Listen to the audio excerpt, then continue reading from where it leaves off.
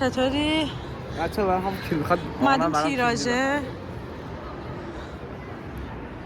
بیا چیزی نمیخری؟ نه خانم چی توشه جدید اومده؟ حالا بیا بریم سی بخوریم. این دسته به کافه بود چای میداد. نه چای نمیخوام.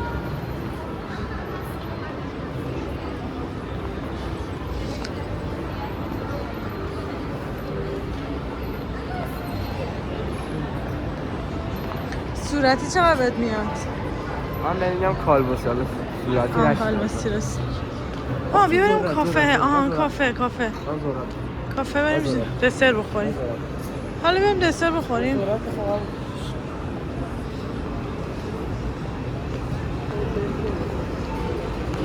بریم این کافه گاندو. من چرا تنوعشون کم دوست ندارم، ولی خب دیگه چاره‌ای نیست. همون شکلاتی بگو. شکلاتی یا کارامل؟ من که نمیخورم. همون چیز نه، نگاه کن بیسکویتاشو چجوری چیز کرد. پس همون یه دونه شکلات. آره بگو.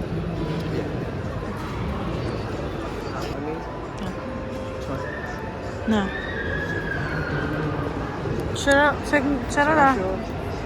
شیک شکلات پودری. بله. همبرگینز. 405 قابل 58 20. اینجا نمیشه من بیام. تنگه.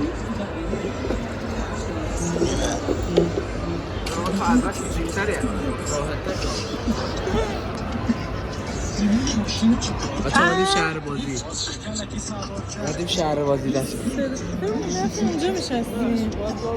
آره جام نرسیم. همون بر باشیم. این تکه دادنی ها باشه. تکه دادنی ها بهتر. اینجا من باید سیده برم 34.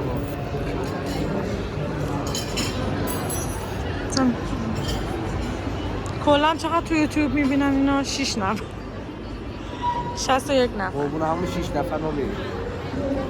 ما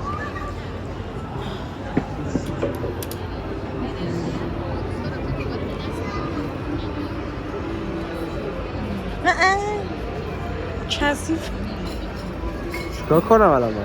اینجا اینجا بشینیم. اینجا میتونیم بشینی؟